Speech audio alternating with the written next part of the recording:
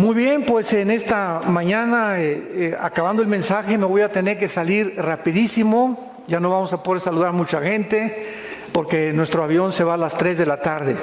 Así tenemos que estar mi hijo y yo a la 1 de la tarde en el aeropuerto. Así que bye de una vez a todos. Nos vemos muy pronto. Estamos seguros que van a continuar, ¿verdad?, fortaleciendo esta iglesia, donde nos hemos esmerado hace 40 años en predicar la sana doctrina de la palabra de Dios. Los que traigan su Biblia, les pido que la abran en el Evangelio de Mateo capítulo 16. Mateo 16. Los que no traigan su Biblia, siéntense con un cristiano. Mateo 16, versículos 13 al 17.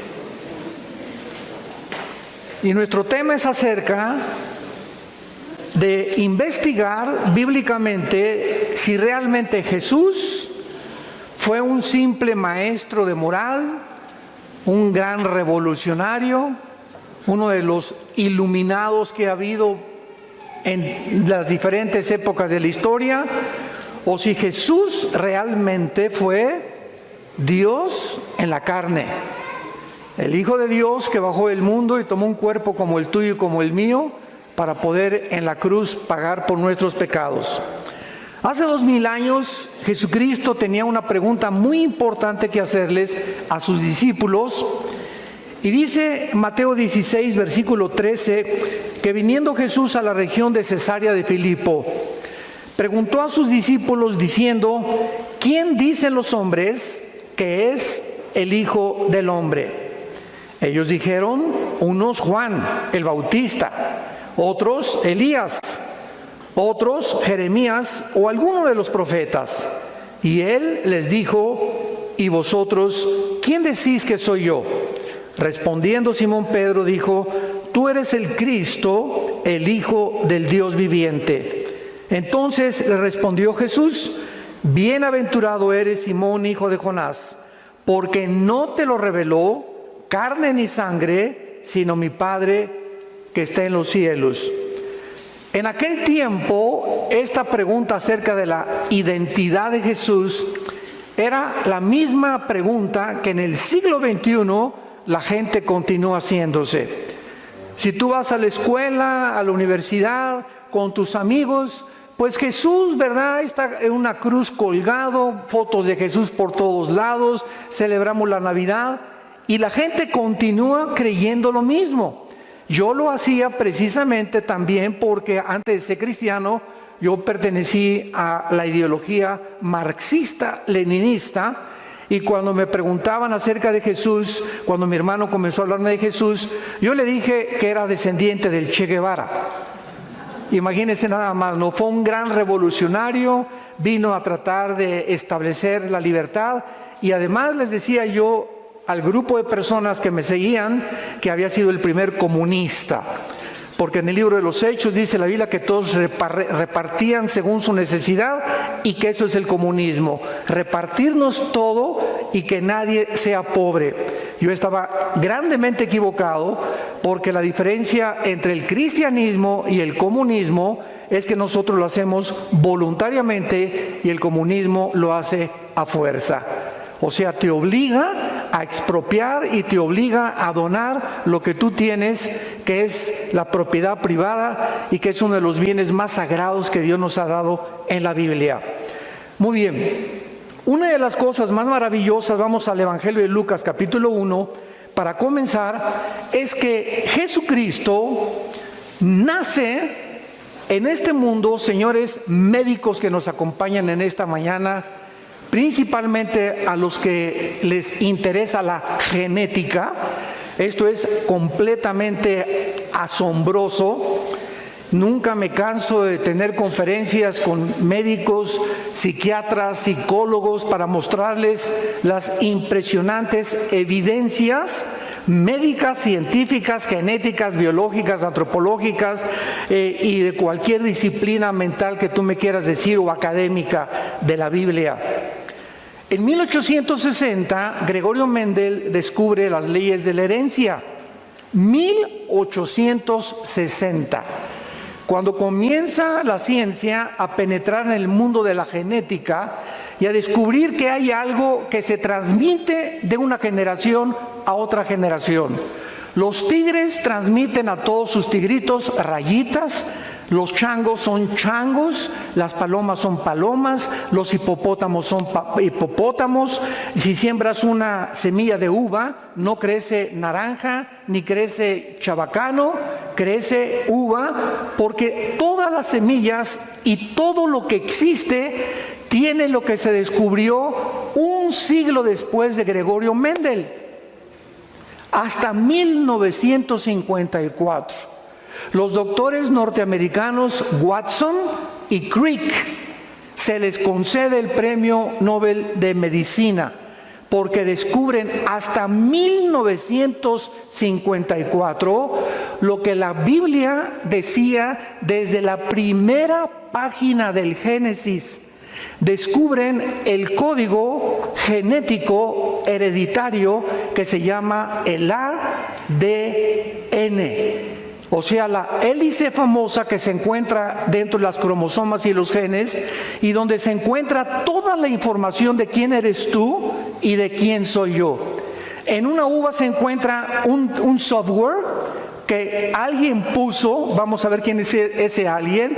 En las naranjas se encuentra un software, un código, para que cuando tú siembres la naranja, crezca amarilla con las características nutriológicas y vitamínicas que tiene la naranja, que son exactamente las que el cuerpo necesita. Vean la interrelación tan impresionante. Las uvas, las características tienen que ser así, chiquita, la uva moradita o un poco anaranjadita, la pera tiene que ser diferente, y todo esto viene dentro de cada semilla. Entonces nunca una semilla de uva va a producir naranjas, porque la información genética que Dios puso dentro de esa semilla tiene que ser conforme a su género y a su especie. Génesis 1, 11 y 12. Cuando Dios comenzó a crear todo, estableció Dios hace más de 5.500 años las leyes inexorables de la herencia que hasta 1954 se descubrieron. Ahora, lo más importante de todo esto es que antes de 1954, mucha gente se preguntaba por qué José no tuvo relaciones con la Virgen María. ¿Por qué Cristo no podía nacer como tú y como yo nacemos? Esto es increíble, porque vemos aquí en el Evangelio de Lucas, el que vamos a continuación a leer, la forma como Cristo es introducido al mundo diferente a como tú y yo nacimos. Es el único personaje y la única criatura en toda la historia humana que entró al mundo diferente como tú y como yo.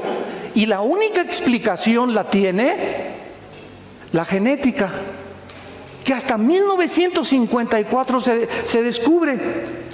Versículo 26, Lucas 1. Al sexto mes el ángel Gabriel fue enviado por Dios a una ciudad de Galilea llamada Nazaret, a una virgen desposada o comprometida, no estaban casados, ¿verdad?, con un varón que se llamaba José, de la casa de David, y el nombre de la virgen era María. Entrando el ángel en donde ella estaba, dijo: salve, muy favorecida, el Señor es contigo, bendita tú entre las mujeres. Mas cuando ella le vio, se turbó por sus palabras y pensaba: ¿qué salutación sería esta? Entonces el ángel le dijo: María, no temas, porque has hallado gracia delante de Dios. Y ahora concebirás en tu vientre y darás a luz un hijo, y llamarás su nombre Jesús. Este será grande y será llamado Hijo del Altísimo, y el Señor Dios le dará el trono de David su padre. Reinará sobre la casa de Jacob para siempre, y su reino no tendrá fin. Cuando el ángel le da este mensaje a María, imagínense a María: ¿estoy oyendo algo correcto? Porque José y yo ni a Cancún nos hemos ido. Ni siquiera hemos tenido una luna de miel, no estamos casados. Y bajo la ley hebrea era una barbaridad que una mujer hebrea se embarazara. sin estar casada. Entonces María, no, lógica y normalmente, le contesta, versículo 34, ¿cómo será esto? Pues no conozco varón. Respondiendo el ángel, le dijo, el Espíritu Santo vendrá o te cubrirá, y el poder del Altísimo te cubrirá con su sombra, por lo cual también el santo ser que nacerá será llamado Hijo de Dios.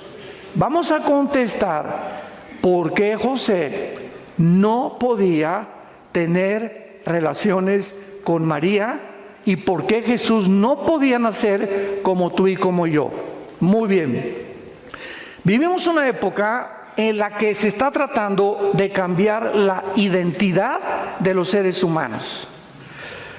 Hace algunas semanas mi esposa y yo recibimos el testimonio de una persona que vive en Estados Unidos y que nos contó en su carta lo siguiente: Pastor Alducin, tengo un hijo de 5 años en la escuela en Estados Unidos y pues claro que sus papás somos mi esposa y yo, pero conoció a un niño que tiene 2 papás, hombres.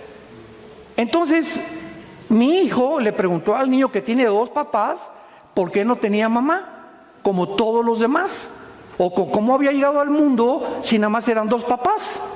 Entonces el niño a quien se le hizo la pregunta fue con sus papás y los papás demandaron a la escuela, porque ¿cómo era posible que los niños que tengan papá y mamá no reconozcan que también un niño con 2 papás puede tener una familia? Demandaron a la escuela y querían que sacaran al niño de la escuela, al que tenía papá y mamá. Vemos nosotros que ese es el mundo que estamos viviendo. Mi esposa y yo nos quedamos absortos. Dijimos, esto está sucediendo en el siglo XXI. Ahora, cuando la sociedad o los gobiernos tratan de intervenir en decirle a un niño, no eres niño, y a una niña, no eres niña, y si te sientes niño, vístete como niña, y si te sientes niña, vístete como niño, están violando las leyes de la biología. Ya dejemos la Biblia a un lado. Y se los voy a explicar por qué Cristo nació en la forma que nació. La composición cromosómica de la mujer y del hombre son completamente diferentes. La mujer tiene 2 cromosomas X. Apúntalo. El hombre, el macho camacho, XY. La mujer no tiene el cromosoma Y. Entonces, cuando tú y yo, que somos varones, nacimos, es porque mi papá, cuando tuvo relaciones con mi mamá, el cromosoma Y fertilizó el óvulo de mi mamá, y el cromosoma Y es el que determina el género. No los psiquiatras, no los psicólogos, no los perversos que existen en todos los gobiernos. Biológicamente tú eres macho camacho porque tienes el cromosoma Y. Y si tú eres varón y sientes que no eres varón, biológicamente estás negando tu naturaleza porque traes un tornillo flojo aquí arriba. Hay algo en tu mente que se llama el robo de nuestra identidad que Dios nos dio. ¿Y sabes de dónde viene? De Lucifer, de los demonios, del mundo espiritual que está tratando de robarnos la imagen y semejanza a la cual fuimos formados por el Dios Todopoderoso. Y cuando Satanás comienza a robar la identidad de los seres humanos, miren ustedes esto, el 65% de las personas que han aceptado el transgénero se han suicidado.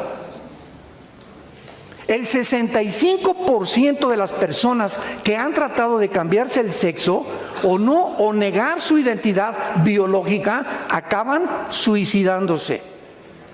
¿Por qué? Porque pasa un fenómeno impresionante en su naturaleza en el que tienen que luchar durante toda su vida en aceptar algo que no lo son. Y si tú tienes el cromosoma Y, eres macho, camacho.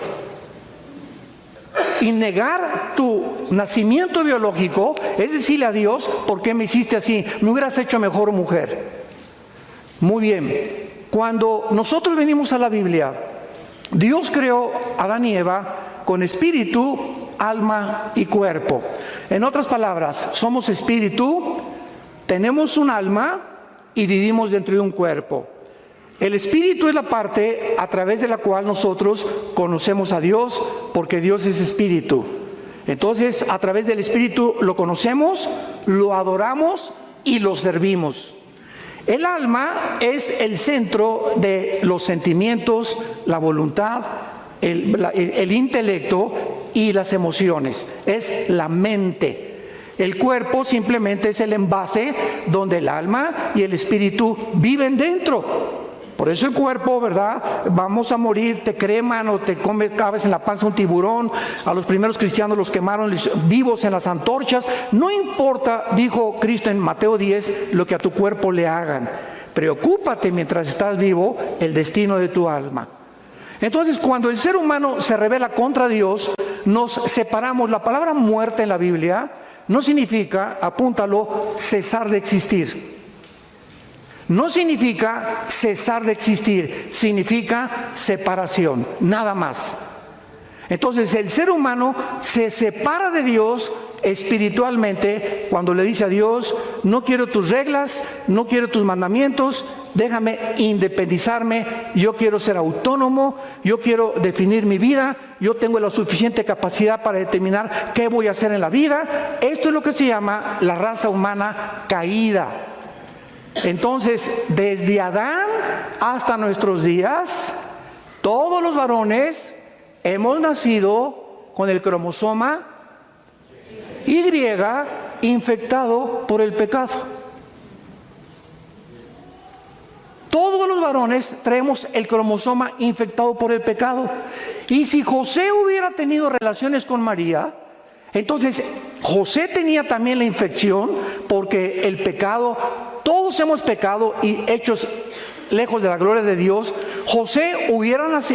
Cristo hubiera nacido en pecado, porque es el cromosoma Y donde viene el pecado y la transmisión genética para que nosotros heredemos algo. Y así como tú puedes heredar físicamente, mira, tienes el celular de tu mamá y tienes los ojos de tu tía y las orejas de papalote de tu abuelo. Así como heredamos características físicas, la altura, el color de piel, etcétera, etcétera, heredamos también características mentales. Esto es increíble, porque somos almáticos también. Entonces es igual de berrinchuda que su mamá, tiene el liderazgo de su papá. Son características que pertenecen en el alma. Y también hay herencia espiritual, porque si somos espíritu, tuvimos que haber heredado algo espiritualmente. Y la Biblia es el único libro que nos dice cuál fue la herencia espiritual. La Biblia, Sigmund Freud le llamaba la sexualidad infantil, Carlos Marx le llamó la lucha de clases, William Shakespeare le llamó el defecto tráfico, los psicólogos el medio ambiente, la Biblia le llama pecado. El pecado, que significa habernos desviado de la voluntad de Dios. Nacemos con la tendencia chuecos. Este es el diagnóstico que Dios nos hace de nosotros mismos. Hemos nacido chuecos desde chiquitos. Y veo un niño de 2 años, es el dictador más grande de su casa. Ya ves a los niños chiquitos, y no quiero mi juguete, y quiero el otro. ¿Quién les enseñó a ser así? ¿El gato o Fido el perro? No, nacemos con la maldad, nacemos con el mal. Nunca le enseñamos a un niño a portarse mal, les enseñamos a portarse bien, porque nacemos con el mal. Entonces la misma experiencia humana nos muestra que el diagnóstico de Dios es correcto. Entonces el nacimiento de Jesús no podía ser como tú y como yo. ¿Por qué? Por la herencia de pecado en la cual nosotros hemos nacido delante de Dios. Él tenía que nacer de una forma diferente. El Espíritu Santo pone el cromosoma Y para que ovule el óvulo de María, y para que el santo ser que nazca en la matriz de María pueda ser un ser humano como tú y como yo, pero sin haber heredado el pecado. Y la persona que moría en la cruz del Calvario no podía ser un ángel. No podía ser porque los ángeles jamás, ¿verdad?, nos pueden representar. Tenía que ser en la cruz un humano para identificarse con nosotros, pero en la cruz no podía ser un simple humano, porque nosotros no perdonamos pecados. El único que perdona pecados es Dios. Entonces, en la cruz tenía que ser Dios también para perdonarnos. Y ahí estaba la naturaleza dual de Jesús. Era 100% humano y era 100% Dios. Él lloró, caminó, comió, sufrió tentaciones igual que nosotros, pero al mismo tiempo Él era Dios. Y los atributos divinos de Jesús no los ejerció conforme a su voluntad. Dice en Filipenses que no estimó el ser igual que su Padre. Antes de venir al mundo, Jesús, el Padre, el Hijo y el Espíritu Santo estaban en el mismo nivel. El Hijo baja al mundo y el Padre queda arriba del Hijo. El Hijo voluntariamente se somete a quedar debajo del Padre. No estimó el ser igual a Dios como cosa que aferrarse, sino que se humilló y se puso debajo del Padre temporalmente. Como una vez un testigo de Jehová me dijo, es que Jesús dijo, mi Padre es mayor que yo. Pues sí, porque entiende Filipenses capítulo 2, cabeza de aguacate. Él tuvo que ponerse bajo el Padre para demostrarnos a nosotros la sumisión. Que tenemos que estar sumisos, no somos dioses. Él siendo Dios no estima el ser como su Padre. Y comienza Jesús a decirnos, yo no hago nada, no hablo nada, no veo nada más que lo que veo hacia el Padre. Había 10 personas enfermas y Jesús, imagínense, a los 21 años. Papá, mira cuántos enfermos, mira cuántos están sin el Evangelio. Y el Padre, no vas a curar a nadie, no vas a predicar a nadie, pero papá, hasta que cumplas 30 años. Y este es el periodo que se conoce como el periodo del silencio. Ay, Señor, ya quiero ser misionero, ya quiero ser pastor. Te dice Dios, ya me quiero casar. Cállese. Porque somos impacientes por naturaleza. Y cuando comenzamos a caminar con Dios, comenzamos a aprender a someternos a su voluntad. Y Dios le da lo mejor a los que le dejan escoger a Él. Era hasta que cumpliera 30 años después del bautizo por Juan el Bautista en el río Jordán, que ahí Jesús comenzaría su ministerio. Entonces, vemos la entrada de Jesucristo al mundo de una forma sobrenatural, explicada por la ciencia médica de la genética del siglo XX y del siglo XXI. Continuemos. Veamos nosotros ahora su deidad probada. En Génesis 1:1 dice la Biblia, Bereshit Elohim ha-samayin ha-eretz, en el hebreo. En el principio Dios hizo los cielos y la tierra. Cuando nosotros vemos esta frase, en el principio Dios hizo los cielos y la tierra, encontramos lo que se descubre hasta el siglo XX, que el universo no es eterno, que el universo tuvo un principio. La Biblia ya lo decía desde el principio. ¿Por qué? Porque cuando Dios dice, en el principio Dios creó los cielos y la tierra, están involucrados, señores físicos que nos acompañan, los 3 elementos que forman el universo: la materia, el tiempo y el espacio. En ese momento, cuando Dios dice, en el principio Dios creó los cielos y la tierra, fue el principio del tiempo. Antes el tiempo no existía. En la eternidad no hay tiempo. Dios no es el Dios del pasado ni el futuro. Dios es el Dios del presente. Yo soy el que soy. Él no es del pasado ni del futuro. Y esto nos funde los cables dentro de nuestro cerebro. Porque cuando nosotros sabemos que en la eternidad no hay tiempo, en la eternidad Dios escogió que hubiera un principio y va a tener un fin el tiempo. Y después de Génesis 22 vamos a pasar a la eternidad, donde ya el tiempo no va a ser igual que como lo tenemos nosotros. Y el espacio, ¿verdad? Pues es todo lo que nos rodea, y nos damos cuenta que vivimos en un universo de 4 dimensiones. Alto, bajo, ancho, y Alberto Einstein en 1943 descubre la 4ª dimensión, el tiempo, con su fórmula E igual a mc al cuadrado. La energía es igual a la masa por la velocidad de la luz al cuadrado. Y Einstein descubre lo que la Biblia decía con siglos de anticipación, que el tiempo no puede ser igual porque el tiempo no existe. ¿Cómo que el tiempo no existe? Entonces, ¿dónde estamos ahorita nosotros, verdad? Ok, agarra un cohete y salte de la atmósfera y vete a Marte. Y cuando te vayas a Marte y tú tienes 40 años de edad y tu esposa tiene 40 años de edad, cuando regreses de Marte tu esposa va a tener 60 y tú vas a tener 45. Ya es que quieren ir a Marte todos, ¿verdad? Ya lo estoy viendo. Nada más digo puros amenes de los varones, ¿verdad?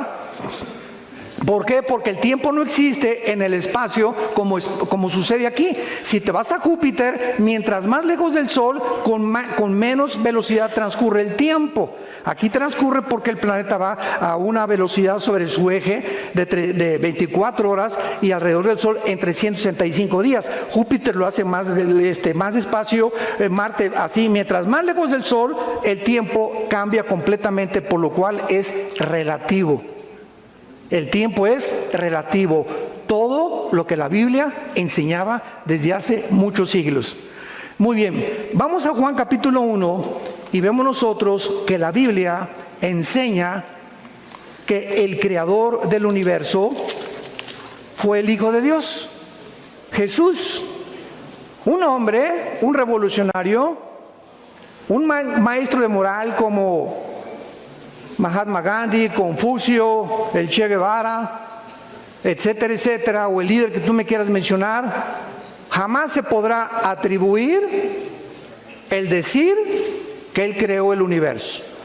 En el principio era el verbo. ¿En el principio de qué? De Génesis 1:1. O sea, Jesús ya existía en el principio. ¿Por qué se le llama el verbo a Jesús aquí? ¿Y cómo sabemos que es Jesús? Ahorita lo vamos a ver, que Él es el verbo. Muy fácil. Dios sabía que con el tiempo iba a haber leyes en la gramática. Yo me acuerdo, desde primaria me enseñaron que una oración tiene sujeto, verbo y predicado. El sujeto es el principal de la oración, el verbo indica la acción y el predicado es el resto de la oración. En el principio Jesús fue el que puso, Él era el verbo, el que puso la acción de Dios. ¿Me va siguiendo? Más te vale. Y el verbo, y Jesús era con Dios y el verbo era Dios. Todas las cosas por Jesús, por Él fueron hechas, y sin Él nada de lo que ha sido hecho fue hecho. Versículo 9, aquella luz verdadera que alumbra a todo hombre, venía a este mundo. En el mundo estaba y el mundo por Él fue hecho. La Biblia dice en los evangelios que Jesús fue el que hizo el universo. Un momentito, pero ¿qué diferencia hay entre el Padre y el Hijo y el Espíritu Santo? ¿Cómo está eso de la Trinidad y que el Hijo es el Padre, etcétera, etcétera? Lo que sabemos, dice en 1 Corintios 8, no lo sabemos como lo deberíamos de saber. Y se los voy a mostrar físicamente también, con las leyes de la física. Miren, qué fácil está esto, para enseñarles la Trinidad, que es nada más un ejemplo, no podríamos profundizar mucho más. Yo voy a poner aquí una barrera que divida este salón y voy a lanzar un rayo de luz, y este va a ser un prisma, que atraviese el prisma y todos ustedes van a ver, ¿qué cosa? Un rayo de luz blanca, ¿correcto? Pero ese rayo de luz, al entrar al prisma, se descompone en 7 colores. Y si yo les digo a ustedes, ¿qué vieron? Un rayo de luz blanca. Y ustedes, 7 colores. ¿No hay una contradicción aparente?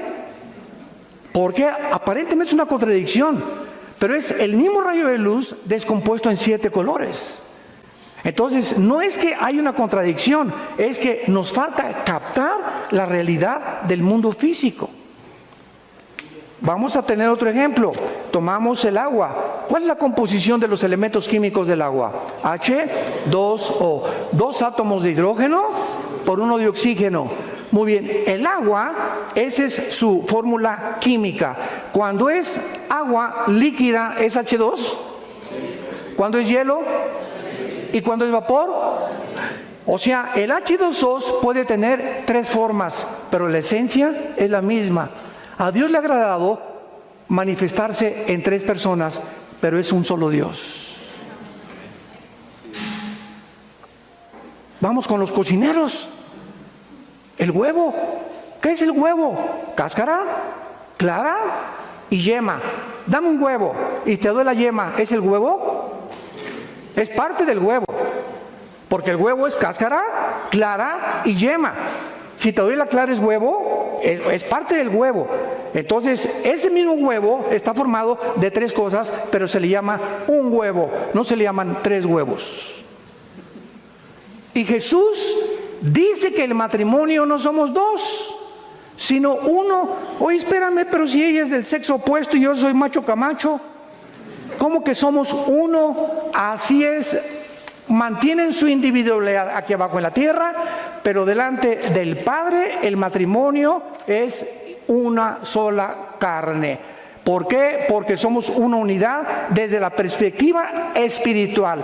Aquí abajo nos dividimos en 2, los 2 somos espíritu en diferentes cuerpos, nada más. Mi esposa es espíritu, yo soy espíritu. Dios le agradó darle a mi esposa un cuerpo diferente a mi cuerpo, pero ante Él somos uno. ¿Y qué dijo qué dijo Cristo en Juan 17? Te pido, Señor, que toda la iglesia sean uno. ¿Cuántas iglesias hay en el mundo? ¿Cuántas denominaciones hay en el mundo? Cientos, miles. Pero ante los ojos de Dios, Él quiere que seamos uno en el Espíritu. Entonces hay 3 en 1, hay 2 en 1, hay 5 en 1, hay 20 en 1, hay miles en 1. ¿Por qué? Porque lo que sabemos no lo sabemos como lo deberíamos de saber. Y la gente sigue todavía, ¿verdad?, peleándose, que no, que por aquí, por allá. Yo no entiendo la Trinidad y como Don Teofilito ni la entenderás. Veamos nosotros que la Biblia nos enseña que no solamente Jesús es el Creador, sino que también nos enseña un fenómeno de la física, inexplicable por la física, aplicado y explicado por la Biblia. El mundo microscópico está formado por átomos, electrones, protones y neutrones, ¿correcto? Y giran a una velocidad, si tú tienes un microscopio electrónico, giran hay un mundo microscópico donde millones de partículas están girando así y así y así alrededor de un átomo. La pregunta es, ¿quién los impulsó para moverse con esa rapidez? Ahora, lo que pasa en el mundo microscópico pasa también en el mundo macroscópico. Y volteamos los ojos al universo y el cosmos es lo mismo. Todo el cosmos son galaxias que están girando, ¿verdad?, de una forma afinada, perfecta. Dicen los astrofísicos que están cada día expandiendo más unas y más de otras para no estrellarse. ¿Quién mantiene al planeta Tierra, donde tú y yo estamos parados, a una velocidad constante de 24 horas, sin detenerse 5 segundos, ni adelantarse 5 segundos, para que sean 24 horas con segundos y minutos, y una velocidad constante alrededor del Sol en 365 días? Porque esta velocidad del mundo microscópico y del mundo cósmico contradice la física. ¿Qué ley establece la física? Escuchen, la física establece este principio, que si yo tengo una canica y le hago así y le disparo, la velocidad de la canica es proporcional a la fuerza que le aplico. Es una ley física inexorable. Todo cuerpo tiene la velocidad de la fuerza que se le aplique. Si agarro una flecha y disparo la flecha, va a salir la flecha volando y va a tener que caer. ¿Por qué? Porque la fuerza que le apliqué no es eterna, tiene que caer forzosamente. Un balazo, tiras un balazo, sale la bala y tiene que caer tarde o temprano en algún lugar. ¿Por qué? Porque la fuerza que se le aplicó con la pólvora. ¿Quién le aplicó la fuerza?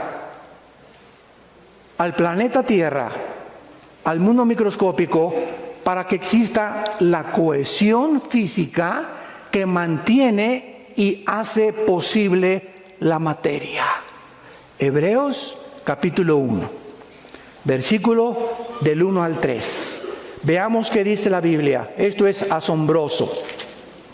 Dios, habiendo hablado muchas veces y de muchas maneras en otro tiempo por los profetas, en estos postreros días nos ha hablado por el Hijo, a quien constituyó heredero de todo y por quien asimismo hizo el universo, el cual, hablando de Jesús, siendo el resplandor de su gloria y la imagen misma de su sustancia, y subraya lo que sigue, y quien sostiene, se tradujo en muchas Biblias, sustenta todas las cosas. ¿Con qué?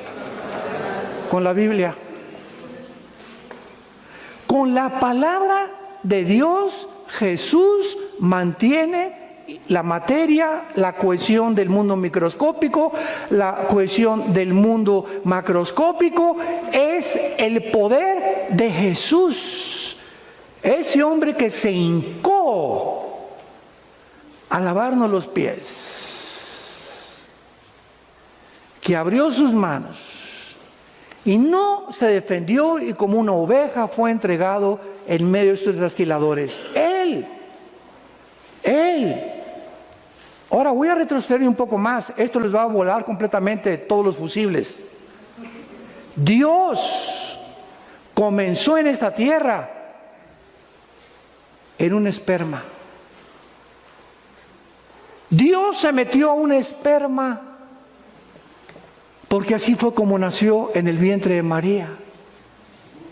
Dios entró a un esperma cuando el cromosoma Y ovula el óvulo de María, se forma un cigote de 46 cromosomas. 23 cromosomas heredé de mi papá, 23 cromosomas heredamos de nuestra mamá. Cuando se juntan, somos un cigote de 46 cromosomas, y ahí, dice el Salmo 139, en el estado embrionario es cuando comienza la vida. Ningún médico te puede decir cuándo comienza la vida, porque ningún médico, por más laureado y los doctorados que tenga en medicina, se puede atrever a decir, porque solo Dios sabe cuándo comienza la vida. Y de acuerdo a la Biblia, comienza en el estado embrionario. Ahí ya somos seres humanos. Ahí estaba Jesús, en estado embrionario. Así vino al mundo, de la forma microscópica. El creador del universo se reduce a casi la nada y comienza del esperma a ser un cigote, un feto, nace un niño, crece y muere por nosotros. A los 3 días vence toda la muerte para demostrarnos quién es Dios, porque nos ama, porque dio su vida y para que sigamos sus pisadas. La grandeza está en servir, en vivir para los demás y en humillarnos delante de Dios. Ahí está el secreto de la felicidad. Él es Jesús, el que sustenta todas las cosas. El Che Guevara no sostenía ni la canasta de huevos de su mamá. En tercer lugar, Jesús dijo que el que le conozca a Él, le conoce a Dios. ¿Quién ha dicho eso en la historia? Vayamos a Juan capítulo 14. Me acuerdo que en 1993, tu padrino, el Dalai Lama,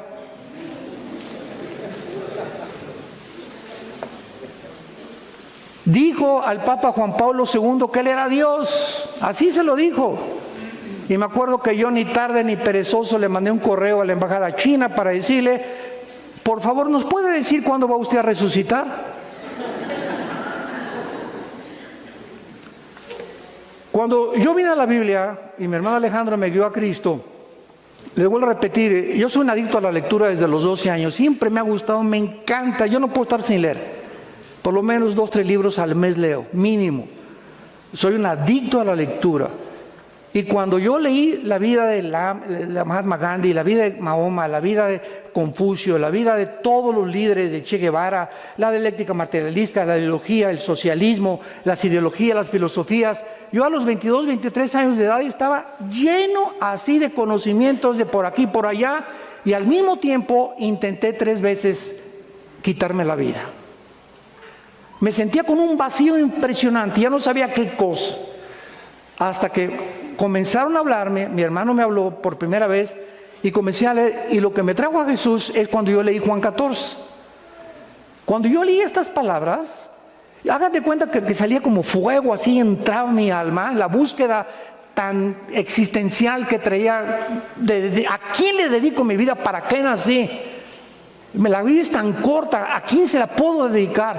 Y cuando leo Juan 14, me acuerdo que caí de rodillas, casi llorando. Y comencé a hacerme las siguientes preguntas. Leamos lo primero. Jesús les dijo antes de morir, esto es un día antes de morir. Antes de morir Jesús les dijo a los discípulos, no se turbe su corazón. Lo primero que les dijo es, no estén estresados. Nunca, nunca, nunca, nunca. No importa lo que pasa en el mundo. Que salió el presidente que el petróleo cayó, que el peso cayó, que la bolsa, que por aquí, por allá. No hagamos caso de nada absolutamente. Mantén dentro de ti la paz de Dios. Todo está bajo control. Soy su hijo, soy tu hija, Señor. Yo no puedo convertir a mis hijos, no puedo convertir a mi esposa, no puedo convertir a las ovejas. Yo no puedo hacer que el dinero me llegue. Señor, tú estás al control de todo. Yo quiero vivir en paz. Mi hija se fue y está en las drogas y se fue a la prostitución. Hermano, por favor, ore por mí. Mire, doña Chencha, primero usted se aplaca y se tranquiliza, porque en el estado en que usted viene a pedirme orar por su hija, me está hablando que usted no cree en Dios. Porque en ese estado se manifiesta la incredulidad. Dice la Biblia, estamos en apuros, pero nunca desesperados. Nunca lleguemos a la desesperación ni a la angustia de ¿y ahora qué hago? ¿Cómo que qué haces? ¿Quién es tu Dios? ¿Quién es el Dios que murió en la cruz por ti? Salte corriendo a tu jardín y ve a los pajaritos. ¿Qué tienen los pajaritos? Ese pajarito que no vale ni 2 pesos, Dios lo sostiene. Y Dios, cuando una hormiguita en el África se muere, Dios sabe que se murió la hormiguita. Cuando vas al peluquero, Dios sabe cuántos pelos te quitaron. Cuando Dios ve el mundo microscópico, sabe cuántas bacterias murieron, sabe cuántos microbios. El conocimiento y la omnisciencia de Dios trasciende nuestra capacidad de pensamiento. Él es Dios. Y tenemos una limitación impresionante para poder pensar. Entonces tenemos que pensar de Él como algo grande que nunca nos va a dejar y nunca nos va a abandonar. No se turbe su corazón. Si ustedes creen en Dios, crean también en mí. Jesús dice, el que cree en Dios, cree en mí, porque yo soy Dios. En la casa de mi Padre muchas moradas hay, y si no fuera así, yo os lo hubiera dicho. Voy a preparar lugar para ustedes. Dios nos está esperando en el cielo. Ya viene por nosotros pronto. Todo esto ya, Querétaro se va a acabar ya.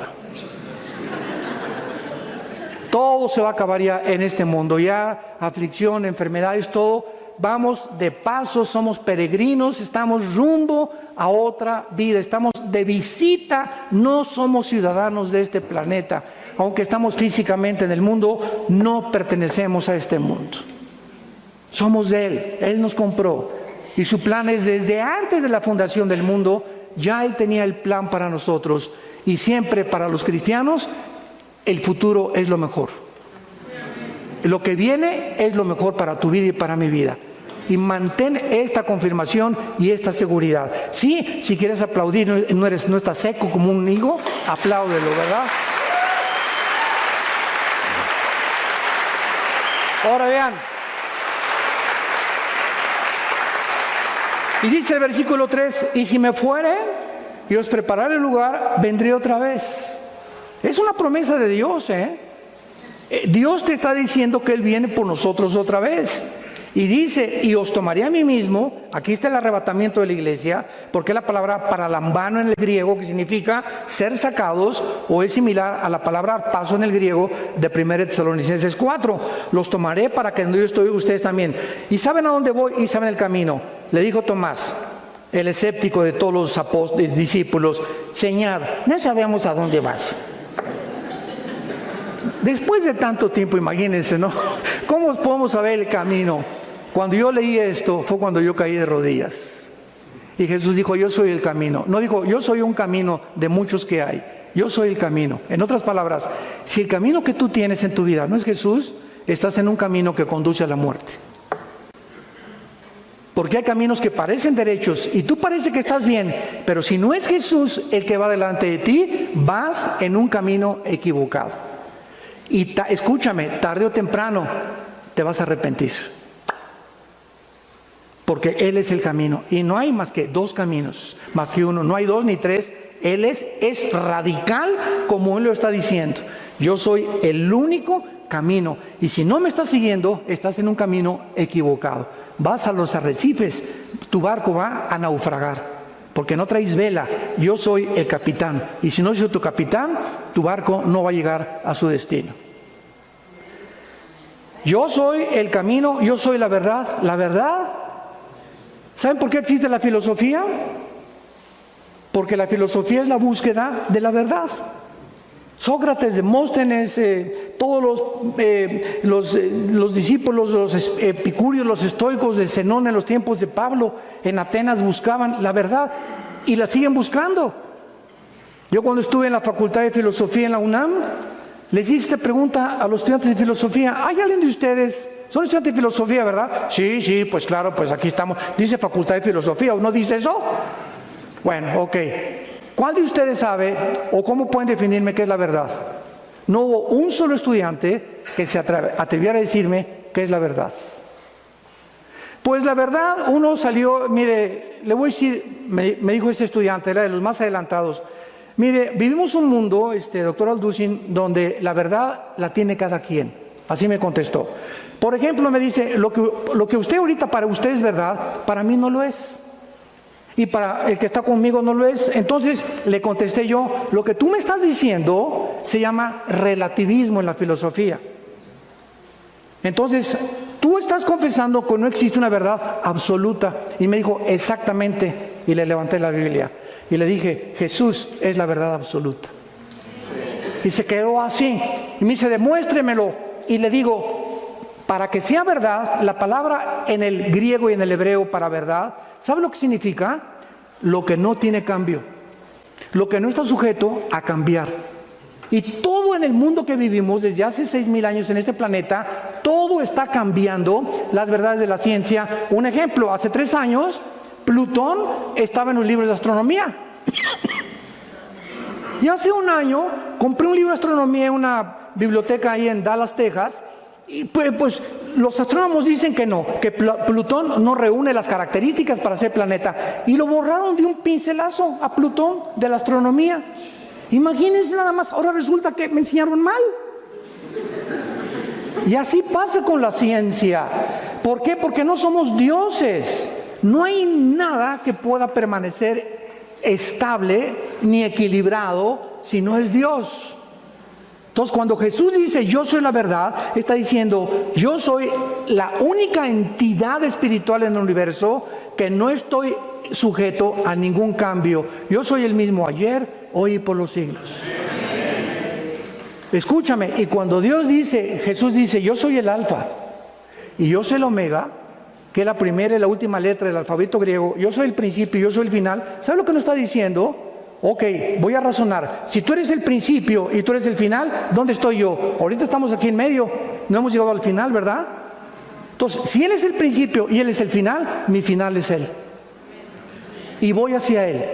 Y mi final y mi camino está asegurado, porque lo sigo a Él.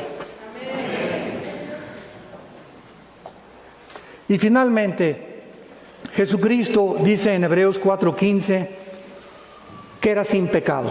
Ahí está, ¿por qué? Porque no nació como tú y como yo. El pecado se hereda genéticamente, así como se hereda las transmisiones físicas, mentales, también heredamos una enfermedad, ¿verdad? Una infección que la Biblia le llama pecado. Dice 1 Pedro 2, 21 y 22, que Cristo fue también sin pecado finalmente. Y los títulos que el Antiguo Testamento le da a Jesús, Isaías 9, versículo 6, fue el tema de nuestro desayuno ayer. Levante la mano, ¿quién fue al desayuno ayer? ¿Y los demás dónde estaban? Bueno, ayer hablamos de esto, ¿verdad? Un hijo nos es dado, un niño nos es nacido, y llamará su nombre Consejero admirable, Príncipe de paz, Dios fuerte. Se le da a Jesús, al niño que iba a nacer, el título de Dios. A nadie jamás se le ha permitido tener el título de Dios más que a Jesús. Y esta es la razón por la cual nuestra vida está segura en sus manos.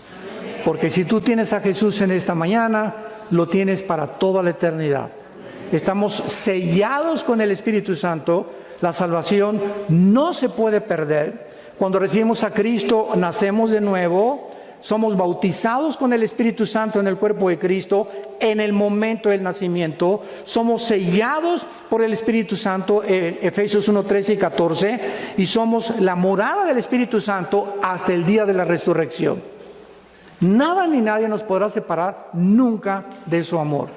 ¿No quisieras tú en esta mañana venir a la cruz e hincarte en tu corazón y decirle a este hombre, el creador y el sustentador del universo, que sí es hombre como tú y como yo, para que podamos entender en dónde se encuentra el secreto de la felicidad, la vida eterna y lo que Él nos vino a ofrecer? Si tú en esta mañana, en la humildad de tu corazón, le pides que entre a tu vida, si tú se lo pides, Jesús dice, el que viene a mí, yo no le echo fuera. He aquí estoy a la puerta.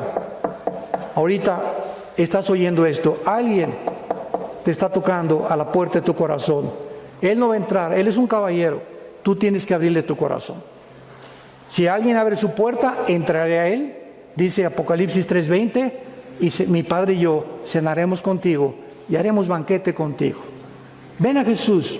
Él te está esperando desde hace mucho tiempo. Y quiero decirles algo. Estoy seguro que en esta mañana hay alguno de ustedes que Dios le está hablando por última vez. ¿Serás tú?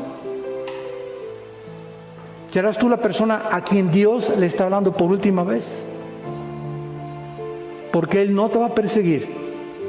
Él no te va a forzar. No endurezcas tu corazón. Hoy es el día de tu decisión. Hoy tienes que determinar ya en tu vida a quién quieres seguir. ¿Quién es tu amo? ¿En qué camino te encuentras? Oremos. Padre, te damos gracias por tu palabra.